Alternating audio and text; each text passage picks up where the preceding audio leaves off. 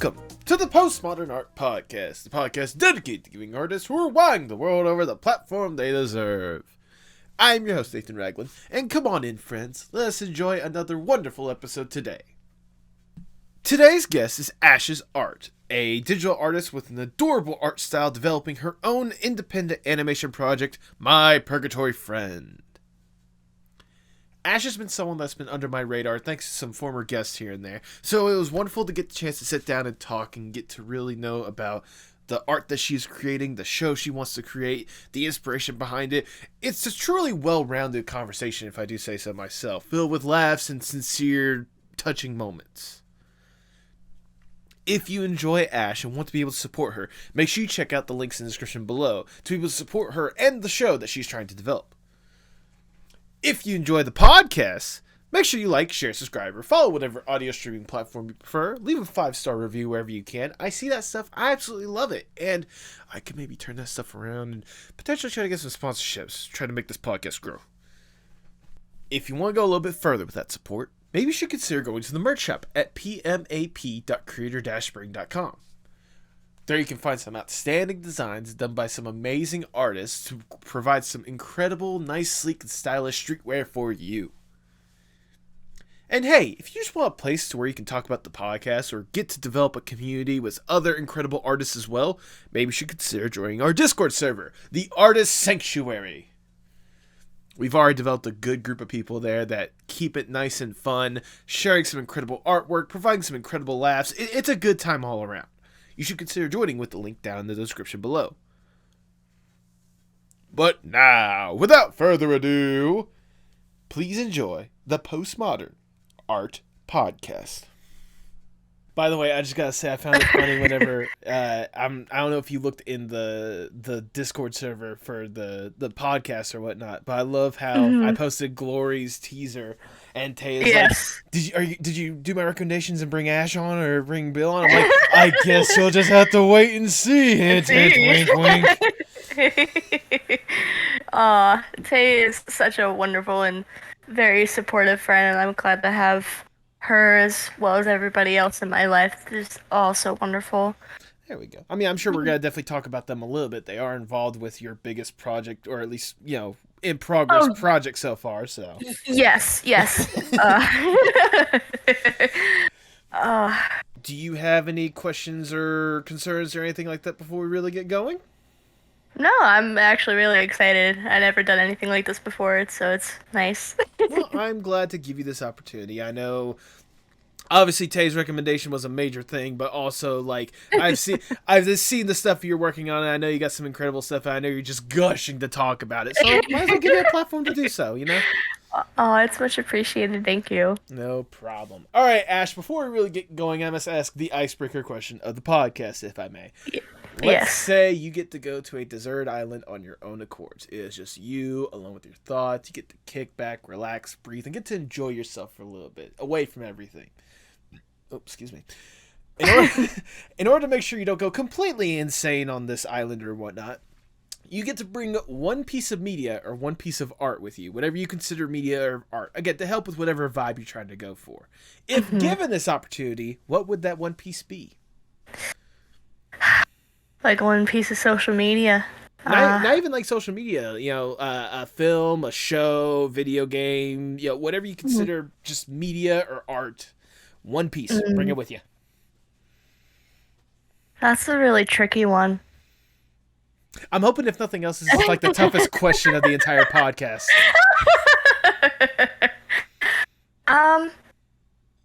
I guess I'd really have to say, like, if honestly, like, I'd say, like, Disney's, like, Aladdin, because that was, like, my first ever, like, piece of, like, Disney movie that I ever watched. It was on, DVD that my parents had and threw on for me, and it gave me, like, a, not to be, like, really ironic here, but a whole new world of perspective of, like, of animation, and just a door for it, because you know, I always liked art growing up and whatnot, and like pictures, because my dad was a comic artist, you know, and whatnot, and he did his own things, and he was the one who inspired me to get into art. Okay. But then it was really like that first bit of Disney movies that like sparked me wanting to animate and make cartoons. Okay.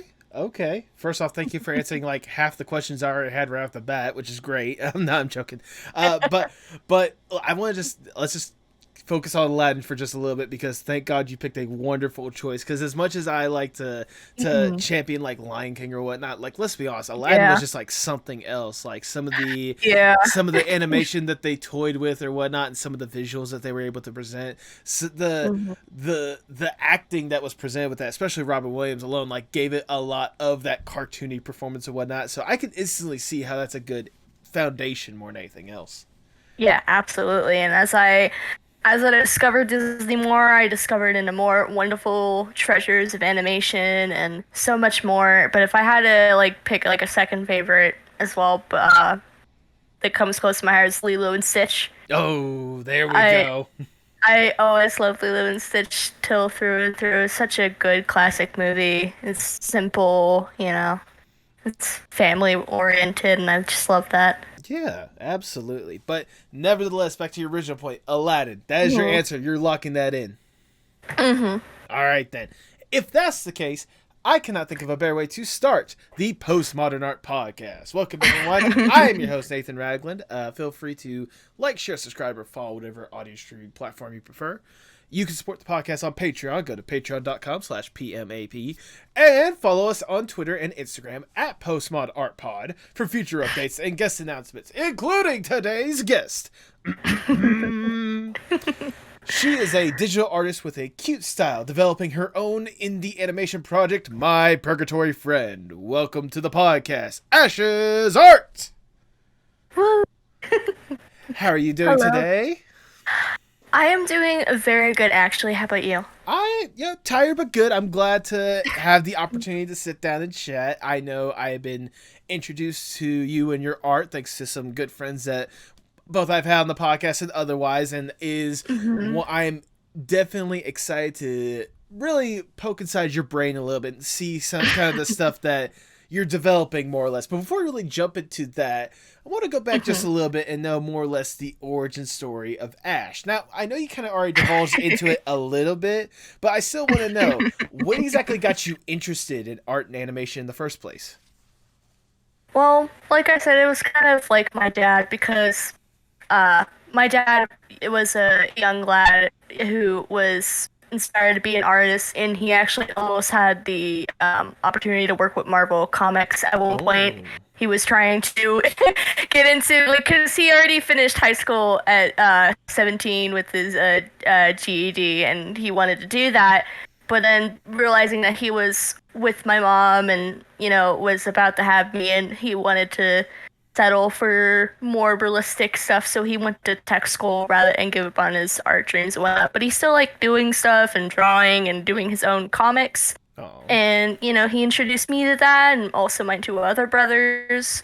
And we all grew up loving art and whatnot. And then like I said, when I discovered Disney, that became more and inspired me. And of course, I discover the internet. I discovered a bunch of other indie artists and, YouTube storytellers with their animations and everything. And it was just like a whole new light for me of like, oh my God, this is such an amazing thing. Like, I want to do this too.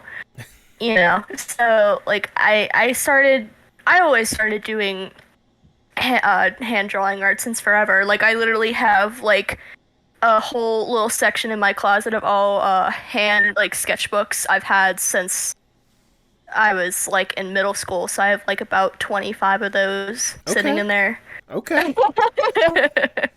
um, it wasn't until about 4 or 5 years ago I started getting into digital art as a birthday gift from my dad. He gave me a Surface Pro, which had Clip Studio on it. He's like, no, you can do stuff all digitally. And it's, a lot of modern artists do this now, and it's advanced and this and that, and you can share it and post it. And like I started with like Instagram and Facebook sharing all my stuff, and then I, just grew more and more to love it. There you And go. I thought you were going to continue um, going. My bad. no, it's okay. You're all good. Well, I was gonna say, nevertheless, like it's cool, more or less going back to like the base of it more than anything else. Like especially having your dad that also had that love and passion for art or whatnot, and understanding the circumstances he was in, the fact that he was still able to influence people to really achieve that art goal more than anything else. That's incredible to hear more than anything else. Do you know if your dad even ever got like an opportunity to work with like any sort of comic or, you know, stuff like that, whether it be, you know, a bigger name or something independent? Uh, Unfortunately, just because after having all three of us kids, he just wasn't inspired anymore, and he continued on with life and he now does like little stuff, like he does stuff on the side to make side money, like with like Amazon merch, like he makes his own little designs and whatnot, and he's like, Ashley, I discovered TikTok and I'm on TikTok now and I'm posting my art and doing people sketching. And that's a thing we'll do sometimes is that's cool. we'll either like we either go out or like we'll go to some website with people in different poses or pictures and we'll just do some people sketching, and it's like a thing that we do to kind of bond a little bit, which I admire and enjoy. But no, unfortunately, he doesn't really do much of like comics or anything else besides those things right now, just because life. No, you know what? That's fair and that's valid, but still, you gotta send me some of your dad's stuff. I'm interested to see more or less again the foundation more than anything else of what you got going on. But I know you kind of illustrated this a little bit, but I also want to know, when did it for you go from just general love for the arts or whatnot to a passion and wanting to make it your career? Was it whenever you had that Surface Pro? Yeah, well, the thing for me is the thing that kind of caught my attention was some of Vivzy Pop's works when I discovered her back in 2014, and she made all these cartoons and with the music videos and everything else and stuff with Zoophobia that she had going on, and I was like, this is really cool concept. And I had a bunch of ideas after that of like what I wanted to do, and just like no matter how much ideas I had stuck and like characters I made up for my head, it just wasn't like sinking in. And then I kept watching more creators, and Has Been came out and everything else, and it just kept pushing me like, I know there's something there. I know there's an idea that I gotta like put out there, that's something that's gonna spark and click with me and make me want to stay. And then I don't know what happened, but I was in my algebra class sophomore junior year, and I'm sitting there and I just start doing like a random doodle of this little ghost character, and I put like a little flower on top of her head, and I thought, oh, this is really cute. I don't know why this is sticking with me.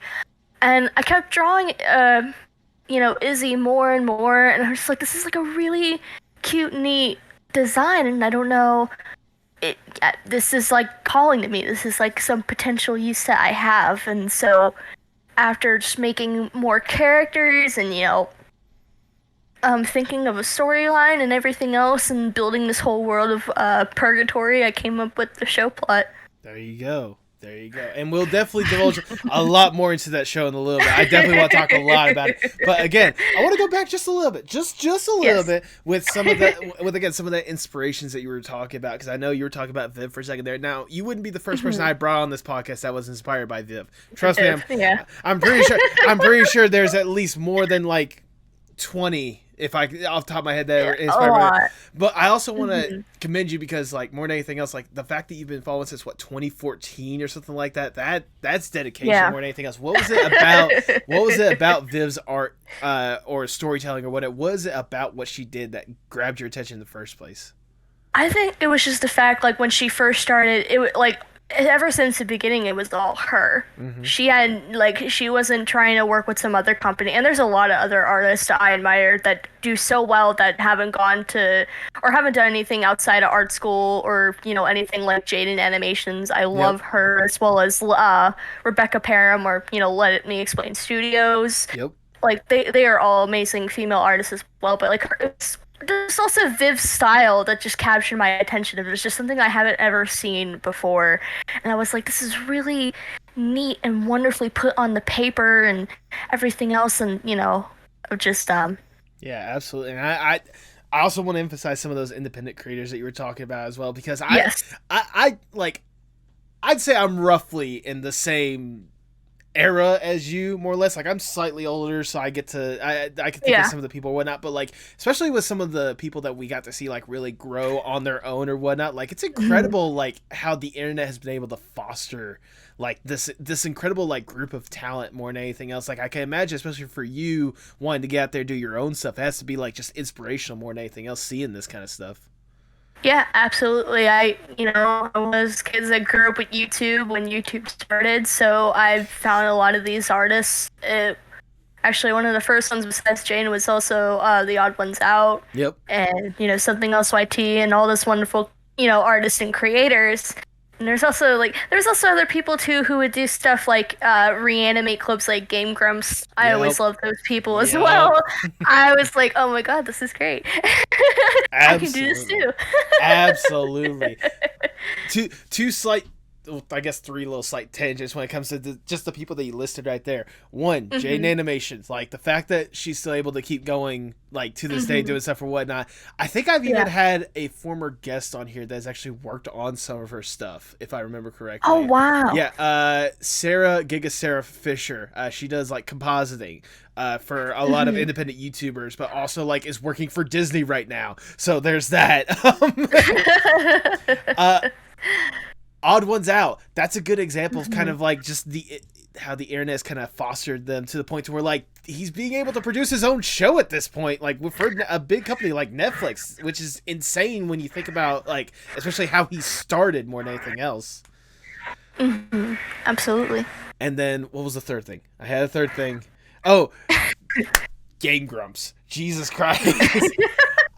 Look, I can tell you right now, we could spend probably 30 minutes just talking about Game Grumps alone, but like it's especially like the community that they foster more than anything, especially with some of the animations that they do or whatnot. Like, for God's sakes, the animations that they, I guess, help fund or whatnot, like, I commend them for supporting the indie like animation community more than anything else. What exactly about Game Grumps got you interested in them in the first place?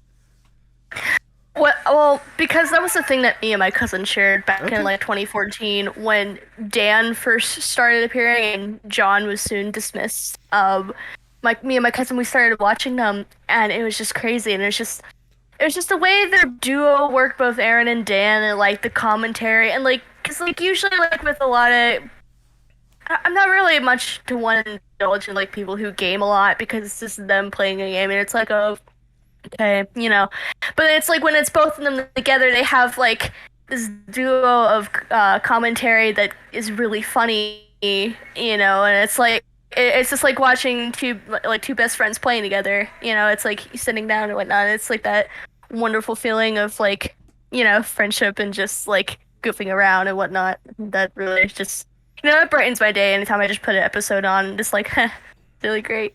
Amen to that. Amen to that. Plus, again, going back to just the animations more than anything else, like especially like the moments alone that they get to capture or whatnot, and then having the community come in and like create a whole nother world for a situation that could have started just because they didn't know the controls of a Legend of Zelda game. Like it's incredible the creativity that they foster. So, I absolutely agree. Absolutely. And again, we've been talking about all these different like influences and inspirations that you have for this kind of stuff. And I can only imagine I can only imagine just how much you want to like take that kind of stuff and put that into your own work. Like, how much would you say that the internet has more or less fostered the artist that you are today?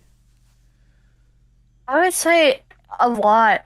Like, because as well as we know that the internet is full of people who, there's a lot of horrible things and said, but there's also a lot of wonderful, beautiful things that are started and growing and created on there, and a lot of wonderful people in communities who support each other. And that's kind of what I want to do with my project. My goal with my cartoons is to inspire other people, to help them want to do something, to create and grow as their own person. Like the same way that all these other people who inspired me to do the same thing with mine. It's because that brings no other joy for like to possibly see someone be like, oh my god, I love your stuff. It's inspired me, this and that. It's just a wonderful feeling inside, and you can't really replace it with anything else, no matter how much money or fame or whatever else you have, but like for people to just enjoy and love your content and inspire them to do what they want to do. That's the Amen. best thing. Amen to that. And I know for you, one of the biggest ways you definitely want to emphasize that is with this cartoon series independent animation project that you are developing right now, My Purgatory Friend. We can finally talk about this. Yay! I figured that was the biggest thing you were most excited to talk about. And of course, I wasn't going to bring you on here and have you not talk about that. So, you kind of hinted at it a little earlier, but I want to know what exactly inspired this series for you? So, like I said before, it's just I again was just doodling Izzy more and more, and I was just trying to find a spark because I knew I wanted created something, but I didn't know what. I was just like, what's the one thing that's gonna just like you know keep keep me going and like something that's like different and out there. And then I just started drawing her more and more. I'm like, this is actually really perfect, like ghost stories, and like and then I started drawing more of the other characters and everything else, and I actually try to put a little bit of uh my own life into story wise, and like, because I think it's nice when creators put a little bit of themselves into a project, and I would definitely say that uh the other main character, Mia, who is teenage girl, main character of her story, who discovers purgatory. I would definitely say I put a lot of my younger self into her, of just being like very uh earthworm, like nerd like, and into all these crazy wacky paranormal things, but also just like very isolated and shy and not open to new people just yet. But sorry, I lost my train of thought. Um but, it's just like I kept drawing more and more, and I kept just thinking this is like such good characters and like story, and I kept writing with like the plot and whatnot, and like I also thought about the message behind the show, which is probably the most important part, but also something that's been a part of my life is, the 5 stages of grief and acceptance is we'll be seeing throughout the show. Um, I feel like I wanted to have that as a big impact and put a bit of that from me into it because I'm sure like a lot of people have, but as myself, I've dealt with a person of loss and having to go through 5 stages of grief, unfortunately. But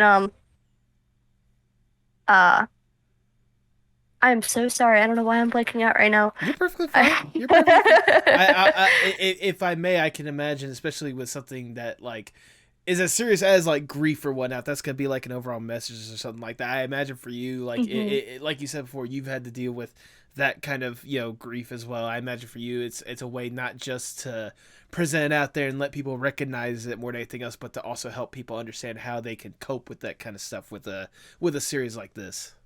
Yeah, absolutely, absolutely. Because you'll like, not to spoil too much, but as you see throughout the series, you see this like growth and attachment and wonderful friendship. But it soon will have to be let go. Going through all these stages of anger and like bargaining and just sadness and everything else. But because well, to kind of make sense in light of what the plot is about. Um, My Purgatory Friend is about Mia, who is a teenage girl, our main character, who discovers and befriends Izzy, and they go on adventures throughout Purgatory, and the whole plot is to help Izzy find out who she is and what's the last deed she needs to do to get out of Purgatory and possibly go to heaven. Because as I see it, when you're stuck in purgatory, you're lost. You're in like this endless pit. You don't remember anything. You need to go through this journey to figure out the pieces and to figure out what's your last deed that you need to do in order to leave this like endless like loop of just being lost. Right. So that's the whole plot of that. And as we go through the story, like I said, we find these pieces, and Izzy's finding out who she was and all this plan, what she needs to do. We see that Mia is a little more, realizing, oh my goodness, I just made this friend and I'm going to lose her now, you know, and Mm, that attachment's there, and just how close it is, and we'll see throughout the stages of grief unfolding near the end of how, she doesn't want her to go. right. But Right. but it's the sad part that life comes and goes, it starts and it ends, and you just have to accept it at the very end of it. Right, right. And I mean, especially with something that's like as heavy as this or whatnot, like, what made you want to tell this kind of story? What made you want to go out of your way and be like, look, this is something that I know people struggle with. I want to tell this story. What exactly is that spark of you going, I need to tell this? I It was actually because of my own loss that I had that pushed me. 4 years ago I lost my brother to a house fire, Oh, unfortunately. Um so that was the biggest fall or anything I've ever had in my life. And it's at times still effective to this day, but it was just the lowest low I've ever been through, and I did not know how I was ever gonna go through it. But through time, and then just with family and support and everything else, and putting my love into something that I do, I've been through my 5 stages of grief, and I still miss him, and I still, get upset at times when I see his name or I see a picture or right. anything else. But knowing that he's in a better place, and, knowing I can put my love, the same love I have for him, into something, to have other people relate to, is just the thing that just makes me very happy and very motivated. So he's part of the reason. Right, right. Firstly, I want to say I know it's 4 years now, but still, I am sorry for that loss in the first place. I have several siblings. I cannot imagine that kind of loss. And I can only imagine how rough it must have been for you, especially in the immediate aftermath. But Hmm. I also want to commend you concerning the fact that you were able to take something that could be like emotionally crippling to just about anyone that has to deal with that kind of situation, and the fact that you were able to deal with that grief and you were able to still persevere and still try to live the best life that you can and use that as more or less a foundation to help others deal with their stuff. That's honestly inspirational, and that's wonderful to hear. And I, if nothing else, it makes me more intrigued to know how you're going to be able to tell this story, because I mean, you can, as someone that has gone through that kind of stuff, it's not exactly easy to go through that, and I can only imagine it's a lot harder to be able to tell that kind of story about going through that stuff. Absolutely. Yeah, it's a challenging one, but I have a wonderful team that we're working on right now. We all have our experiences, and we all are really close together, and it just makes it even more special that way when I have people who I love as friends and family who help me work on it. And that is, again, it's wonderful to hear, and like I said, especially knowing the personal stake that you have in this show, more than just like you wanting to just tell a story, knowing how much of an Hmm. emotional piece it is to you, whatnot, it gives me a new greater love and appreciation for the story, and I sincerely cannot wait to know how you're going to be able to tell this, because again, like I said, like, that's not going to be an easy story to tell, not at all. Mm. If it was easy, we would have like 20 different like films right now that have each won like their own Academy Award talking about that stuff. There are people that have Hmm. tried, and I can only imagine like have failed miserably trying to convey that kind of stuff, because for everyone it's like their own little experience or whatnot. They all go through that kind of stuff differently. But I imagine for Yeah. you, like especially for something like this, and for something that's gonna be wholly unique and different than how others may have tried to convey that story more than anything else. Hmm. I can imagine like it's gonna be something that's gonna get to people's heartstrings more than anything else. I imagine that's something that you're. I don't know about the heartstrings, but I imagine that more or less is like the goal of just trying to make sure that you can connect to your audience with this story.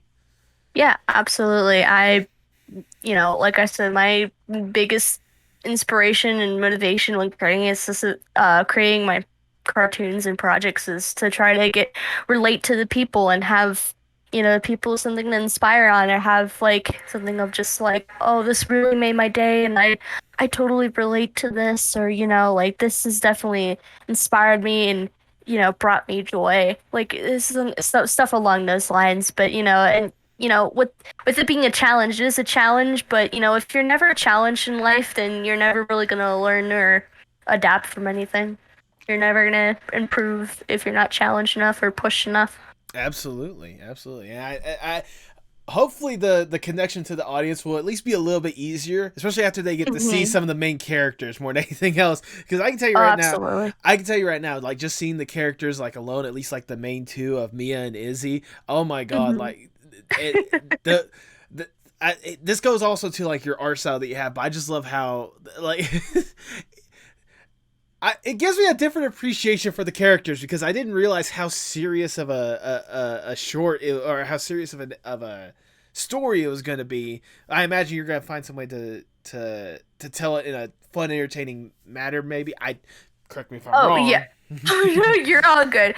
I like to have a mix of that. Like the message is very important and the plot is for the show, but we also have other plot going around. Like we have some mischievous villains who, Claudius and Penelope, they are villains in the show that want to take over Purgatory. So we have a lot of interactions with villains going on and groundbreaking stuff like that. But it's also just like, every day to day in Purgatory and like trying to find pieces of Izzy's past and going on adventures and enjoying and connecting the friendship that they will develop and bond over through time.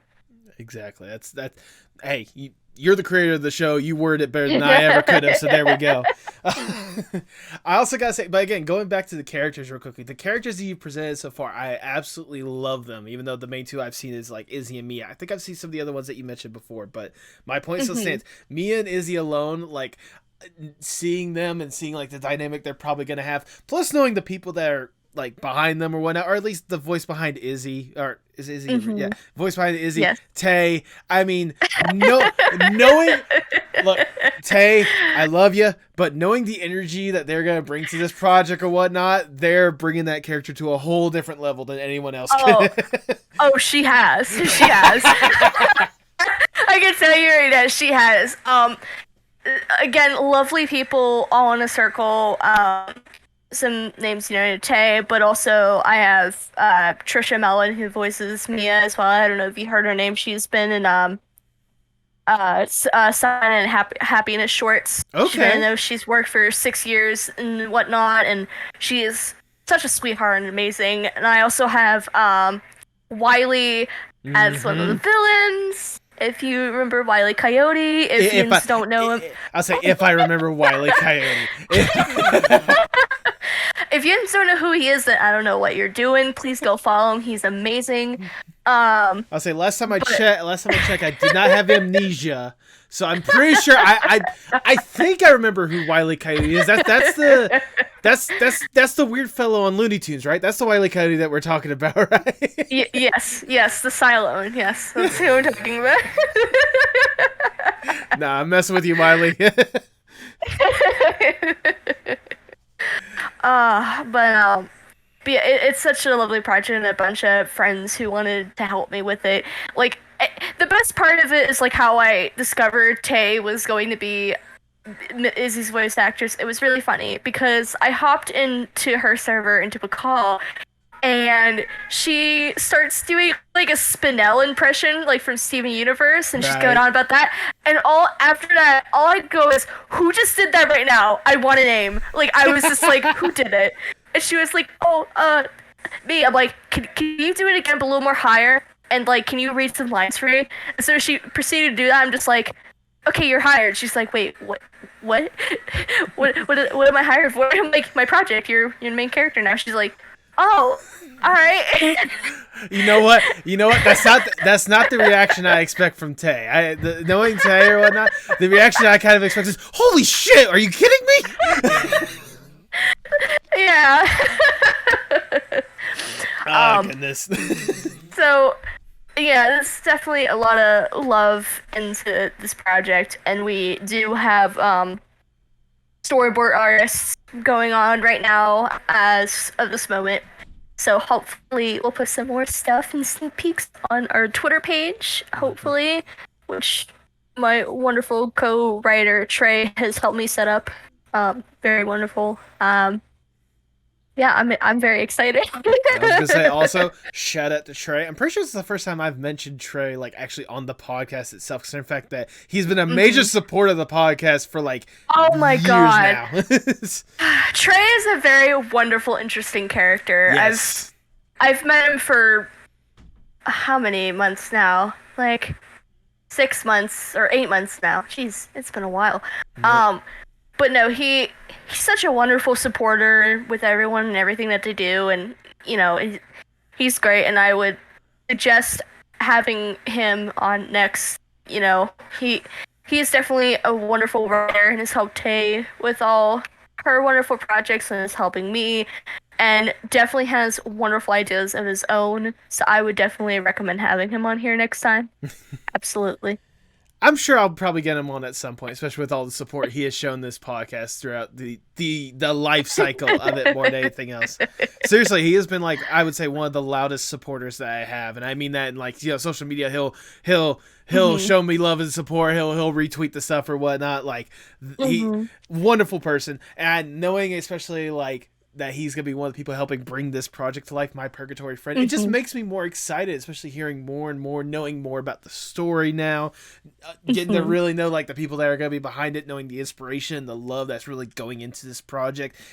For those that might be curious, I don't know how much you want to reveal, but what should the people expect from My Purgatory Friend?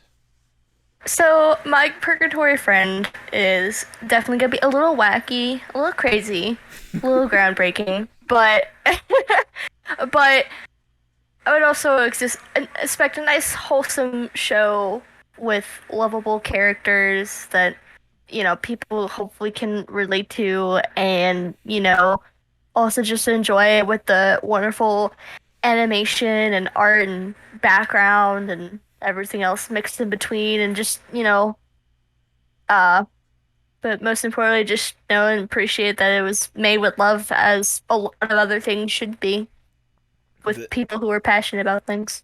There you go. And I'll go ahead and ask this as well. If there's obviously, like, I assume you want people to love as many of the characters or like feel a connection with as many of the characters on the show as possible. But if there's one character that you want your audience to really latch on to and like develop a fandom for that, who would they be and how would you describe them? Well, I kind of already had with the couple of streams I had, people just either love Izzy or Penelope, which is Tay or Wiley's character. So, it's it's wonderful because like Izzy's character, she's the main character and she's going through all this process of figuring out who she is and where she came from and what she has to do and whatnot. But also with Penelope's story, I don't want to dig too much, but Penelope, I am proud to say, is a wonderful representation I have, which is a trans female character that I have in the story, who again is voiced by Wiley, which he is very excited to have such a role that's very new and unique and is absolutely adoring. But who, tries to, throughout the story, gain a more independence, because as we see in the beginning, she is very, very dependent on Claudius, who is the main villain of the story, and thinking that, I need somebody, and this and that. And we'll see throughout with character building that she will be more independent, will be her own person, her own soul. Well, there you go. I mean, I'm certainly excited to get that little taste alone. Again, I'm already starting to get a lot more excited for what you have possible. And again, like, it's incredible to know that you're developing this, but not only that, like you said, like reiterated before, like you have this like good inner circle of people that are truly helping bringing these characters alive more than anything else. Like, it's got to be incredible knowing that even though this thing has only been like teased here and there hasn't been really anything out there, whatnot. Is it incredible to know that there's already a good, strong community behind it to help bring this thing to life? Absolutely. It warms my heart about the amount of people who want to help and, want to be a part of it. And I adore everybody who has worked so hard with their end. And, with all the people who are going to be helping in future with all the stuff ahead with the animation and the editing and everything else mixed in between, I'm very excited for that process. Amen to that. Amen to that. And hey, I've thrown my hat out there before. If there's anything I can help with in one aspect or another, you let me know. I am more than willing to help out with something as cool, as interesting and unique as this. Oh, absolutely. And I appreciate it. Thank you. Oh no, absolutely. But thinking back more or less on when it comes to your art journey as a whole, especially like you said, starting off with your dad giving you this inspiration, the different, creators online like Vivzy or Jaden, stuff like that, like all these, and, the Game Grumps guys, like think of all these different inspirations, thinking about what you've been able to produce out there, what has inspired you, and going forward and creating this new and interesting idea for yourself. Thinking back on your art journey as a whole, does it amaze you that you've been able to come this far? Yeah, honestly, it really has because just the way I've grew up in like really tough spots and just, not being growing up in the best circumstances, but just how much I've grown and achieved and all the wonderful friends and connections I've made and just, especially how much that's grown uh, with love for not only my friends out there who I consider family at this point, but also, you know, with how much my parents really support me and my family does, and it brings me such joy. And I hope to eventually finish my purgatory and make more things out there to inspire people and bring me joy and everyone joy. That'd be incredible to see more than anything else. You mentioned it, but again, I want to poke at your brain just a little bit. Let's say you do get the opportunity. Let's say, I mean, you're making it right now, but let's say My Purgatory Friend gets done and it's the project that you love and go forth. Do you have something potentially lined up? Do you have an idea that you may have been toying around with that you want to bring to fruition? Well, like I've stated before, I had a couple other OCs and characters and stories that I Okay. had in the past that just didn't spark, but now that I have this experience here, I have one in particular I would love to do after this, Okay. after my purgatory's over. I don't want to say too much right now, but it is a lot more adventurous, a lot more comedic, a lot more action-packed this series, but it's not all planned out just yet, but it is something I would like to do after I finish my purgatory, of course. All right. All right. You know what? That again, you're feeding me little bits of crumbs here and there. Just gives me more and more hungry for to see what you got going on next. But I mean, hey, if nothing else, again, obviously the big baby right now that you're trying to focus on is My Purgatory Friend. Let's get that one to crawl before we walk into other ventures, right? Yes, absolutely. I I can only also I can also imagine, like, thinking back to the art journey just for a second, like I can only imagine how much it has amazed you, the art you've been able to improve, and more or less like your improvement just over the ages or whatnot, like with what you've been Hmm. able to put out there. Does Is there a particular moment or a particular project or even a particular art piece or whatnot that you look most fondly on and think like this is like, how should I word this, like the biggest, I guess the biggest highlight so far? I mean, again, the journey is relatively short at this point, I guess, more or less, but nevertheless, like, can you think of like the most impressive or the most amazing moment that you've had so far along this art journey? Well, honestly, I think the best thing I have so far is just honestly getting my purgatory to life because I thought there was a big point where it took me a year to write the script and plot out the story and whatnot, just because of other things in life, you know how it is. But just I thought it wasn't gonna be possible. I thought there's no way. I don't have the time. I don't even have a name out there. I don't know if I have the money to do it. But I kept pushing myself to work harder and work more hours of in real life work. And, and pushing myself out there. And then, I had friends and people who were like, yeah, let's do it. I want to help. I want to voice this character. I want to do this. Hell yeah. To see the fact that it's actually coming to life and actually people wanting to help and be a part of it and watching the show grow as a whole, just that's my highlight for right now. That just makes me so happy and motivates me even more to finish it and make more things out there.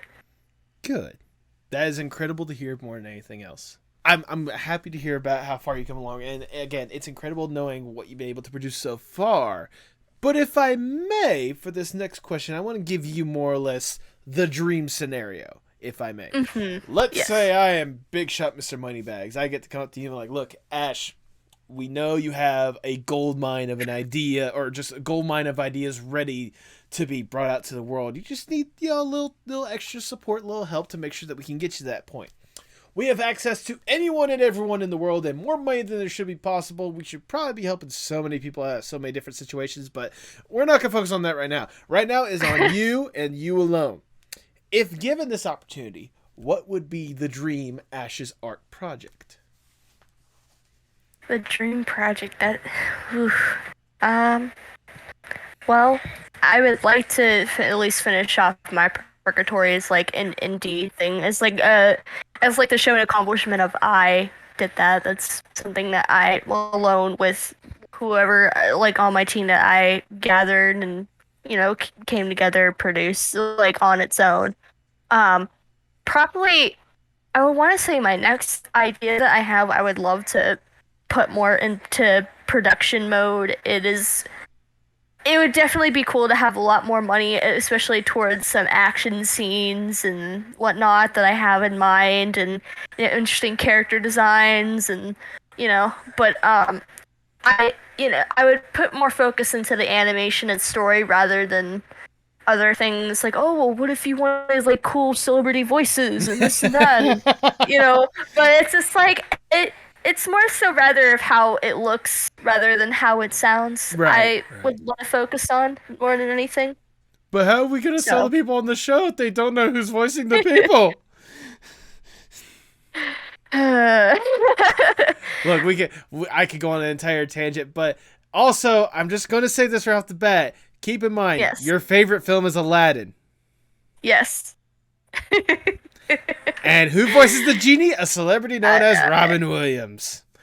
Yes. Again, I know. It's different situation. Completely different situation. But I also get where you're getting at. Especially the thought of, having the... making sure that the animation, the story is good or whatnot. You know what? Money well spent. Money very well spent. Yes. But sadly, we gotta get down from the dream scenario. We gotta get back to reality, and I'll ask the ever so generic question. Yes. Where do you hope to see yourself, say, 5 to 10 years from now? Honestly, like really realistically, I would like my own little animation studio in 10 years. Okay. I would hope to have like one of the first animation studios in Pittsburgh, and like but just making my cartoons from home and doing the thing I love, and and just enjoying it and creating things with wonderful people that I started from the bottom. There you go. It's a good thing to aspire for, to eventually get there at some point. Though, Pittsburgh, I mean, no, I'm joking. I can't mess with you about Pittsburgh. I cannot mess with you about Pittsburgh. No, it's okay. As long as you don't say that Philly's better, then we won't have problems. Anywho, no, I'm joking. I haven't been to either or, so I can't really say which one is better. All right, the closest I've been is actually in Ohio because I went to Cincinnati like once, and that's the closest I've been to Pittsburgh. So there you go. Um, I know that's not saying much, but still, Yeah, you're good. it's one of those. Yeah, I can't talk about crap about Pittsburgh. I went to Ohio. All right, uh, but unlike other people, I left. Anyways, as we start to wind down the interview, I just have one last question that I want to ask. Obviously, Yeah, you've deeply entrenched yourself when it comes to art for as long as you can remember, for ages on end. It's been installed in you probably even before you were born, more than anything else. probably. How important is art, not just for you, but for the world as a whole? I think it is really important because like for all throughout like growing up in high school, like I had a couple people tell me that it's just stupid or like, oh, sports matters and do. It's But sorry, time out. It's when it comes to like, oh, sports matters. This is Pittsburgh we're talking about here. Like, I'm not surprised they're gonna say that. Cause in fact, there's the Pirates and the Steelers, which the Pirates. well, you shouldn't really. We don't talk about the Pirates. I imagine you guys had at least like some appreciation for them in like the '70s, and that's about it. Yeah, yeah. But anyways, um, back to the original point. Yeah, no, people initially just saying that the animation dream is ridiculous, more or less. yeah, and it's just, but then, I feel like art, it's just like a lot of is a very interesting way, whether it's just animation or comics or if music or painting or whatever you want to consider that is an art form is unique and is a way for people to tap in to let them express themselves. And there's all those other things as well, but there's a lot of other people who might not like sports or being a doctor or anything else like that. And just having all those options to express yourself with any art form, I think is just important because there are so many people. Like, because I even at one point had conversation with my parents saying there's a lot of people who want to be in this section, in this art field. There's hundreds and thousands of people like you. It's just, is that something that you want to try to work yourself with because you might not have it the way you want it. But, you gotta work hard and you gotta, dream. Can't just give up. You gotta push yourself. And that goes with anything saying, but, you gotta have a goal and you gotta do it. There you go. There you go. That is wonderfully worded, if I do say so myself. That is all the questions I have for you, Ash. I've already showered you with a bunch of praise, but I'm going to shower you with a little bit more because it's my podcast. I do whatever I want. Look, ever since I was first introduced to you and your art, Ash, I have been amazed with the ambition that you're trying to go for more than anything else because I know that it's not easy to have something like that, but to know that you are truly motivated and dedicated to do something like this with My Purgatory Friend, it had me already on your side in the first place. But getting the chance to sit down and talk to you, get to truly know the story a little bit more, get to know the inspiration behind it and the foundation of it more than anything else, it gives me a completely new level of appreciation that I didn't think I'd have before. I appreciate the fact that there's so much emotion going into just about everything that you do, especially with this, and it makes me excited to see the end results more than anything else, because I know that whatever happens, whatever is produced, it's something that comes from a true, genuine place. And seeing what's already out there, seeing the art you've been able to produce, seeing the people that you have behind it or whatnot, again, it just makes me more or less excited to know what you have next. So keep up the incredible work, because I know you're going to be doing some incredible stuff. I appreciate the fact that you're willing to put yourself out there like this and really put your heart on your sleeve when it comes to just this show and everything that you do. So thank you for what you do and keep up the awesome work. Thank you. That really is like one of the nicest things I've heard in a while. So like really thank you. I'm just being genuine and honest here, all right? That's all I gotta say when it comes to that. Trust me, I put the questions to the side to let you know I did not write that down. That is something that just came off the dome. But for those who might be curious on what My Purgatory Friend is, or just wants to find further ways to support you, go ahead and plug yourself for the people at home. Alrighty, so for those who are not aware, if you would like to follow more of my work, just see pieces of me, I do have a Twitter at AshesArt, or 0W0. But also the show itself does have a I'm sorry, I'm really stumbling right now. This You're is good. not You're okay. good. But the My Purgatory Friend also has a Twitter page as well, going at Purgatory Friend. If you want to follow the Twitter page for more support for the show and for more updates that we will definitely be posting, absolutely, you can follow us there. And that is all. What is the @ for that Purgatory Friend Twitter, if I may ask? Oh, just at Purgatory Friend. Okay. Just didn't know if it was something special. Also, you talking about this stuff, it brings up a different point that I forgot to ask. One of the things I've noticed is whether it's like your friends or whatnot, you have a term that you like to call them yins, YINZ or something like that. What's the reason behind that? That is a Pittsburgh lingo that has just been embedded in my brain. Yins just mean you all.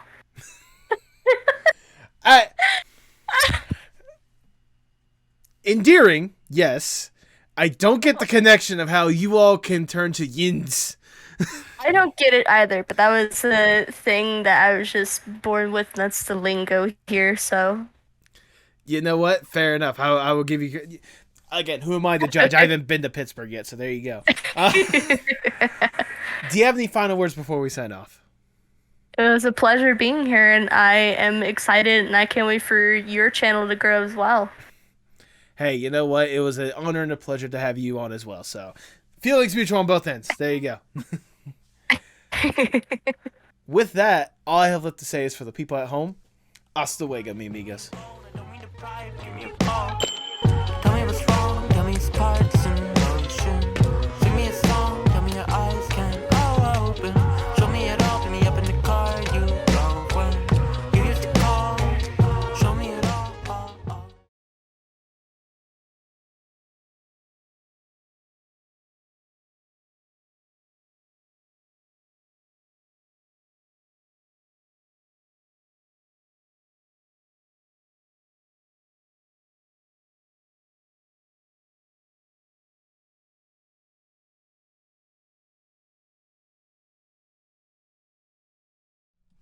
Well, here we are again at the end of another fantastic episode. Thank you so much for sticking around to the end. If this is your first time listening, I sincerely appreciate you sticking around to the end. This was a good episode. This was one that I truly appreciated. Like I said in the intro, I've gotten to know Ash a little bit, thanks to some close friend groups that we share. And getting the chance to sit down and truly get to know like her backstory, get to know especially My Purgatory Friend's backstory. I did not expect it to get as deep as it did. But it just goes to show that like more than anything else, inspiration can come from anywhere when it comes to the art that you're doing. And knowing how near and dear and sincere My Purgatory Friend is, it makes me appreciate the show a lot more than I already did, and sincerely hope that Ash gets to tell the story that she wants to, because knowing how much it means to her, it makes me know that there's gonna be a lot of stuff to make sure that this thing comes out the way that it should be, more than anything else. I know with everything that's more or less going on with the animation industry, it's a little scary to think about providing your own vision and providing your own thoughts out there. But, you see people champion that stuff online about independent animation being the way to go. Let's be honest, it's a lot easier said than done. Especially when it comes to trying to get that support for independent animation. Because it's not easy and it's certainly not cheap.